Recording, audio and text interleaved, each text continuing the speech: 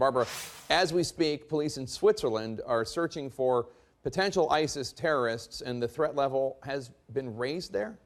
Exactly right, Jake. In Geneva, the police are on the move. The Pentagon announced today it's killed 3 more ISIS leaders.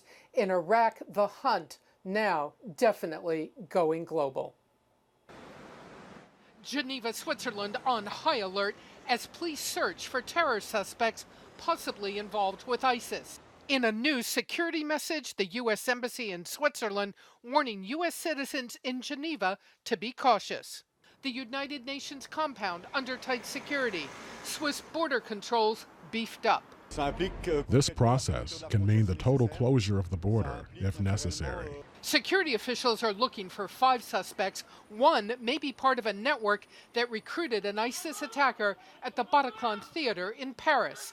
It's just the latest evidence of what Defense Secretary Ash Carter is now calling the metastasizing ISIS tumor.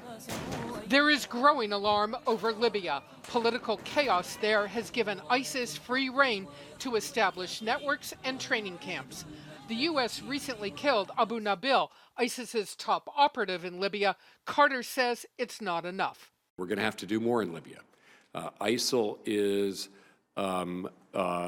becoming a magnet for groups that previously existed in some cases, that are now rebranding themselves as ISIL. The Pentagon now developing so-called counterterrorism hubs to fight the growing reach of ISIS. That's the reality, linking together American counterterrorism and military nodes in the region and around the world so that they can focus on this network wherever it is. The U.S. would use existing bases in Afghanistan and Djibouti in the Horn of Africa. Other hubs would be set up in the Middle East and Southern Europe. U.S. Special Operations and conventional forces could also operate from more remote locations in Erbil, Iraq, northern Syria, and in northern and western Africa. It's already happening. Special Operations Forces just finished scouting locations in northern Syria they can use to help anti-ISIS fighters. Many say it's a growing trend to use small, lethal Special Operations teams to attack ISIS on the ground in the very places where it's located. You begin to breathe and live that environment, you get more familiar with it, intelligence flows, you're now more capable.